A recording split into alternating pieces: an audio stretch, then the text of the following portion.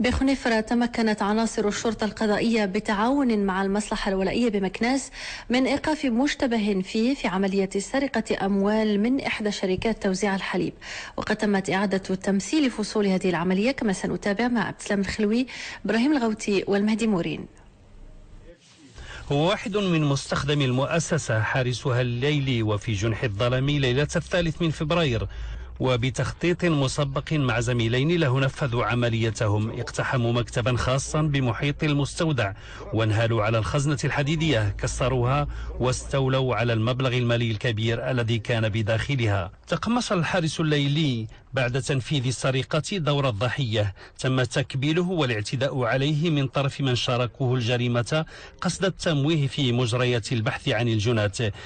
الأبحاث اللي تم القيام بها مع هذا المعني قادت للتوصل باقي المساهمين ديالو والايقاف ديال احدهم، وبالتالي التوصل لخليله احد هاد الجنات اللي بقى في حاله فرار، واللي تم بالمنزل ديالها حجز مبلغ او جزء كبير من المبلغ المسروق.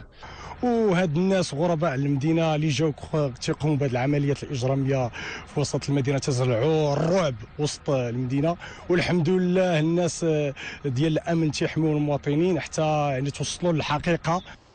هي عملية نوعية للمصالح الأمنية المحلية تنضاف إلى تدخلات أخرى وضعت حدا لنشاط مجموعة من العصابات نشاطها السرقة وأعمال إجرامية متنوعة.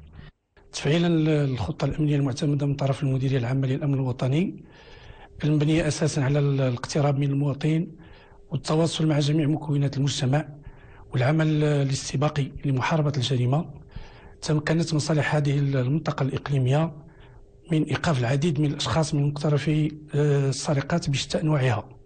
خلال الشهرين المنصرمين كذلك حققت المصالح الأمنية الإقليمية عمليات متعددة أسفرت عن إيقاف واعتقال 729 شخصا بتهم مختلفة، وذلك تفعيلا للخطة الأمنية المرسومة من طرف المديرية العامة للأمن الوطني المبنية على القرب من المواطن والتواصل مع مكونات المجتمع.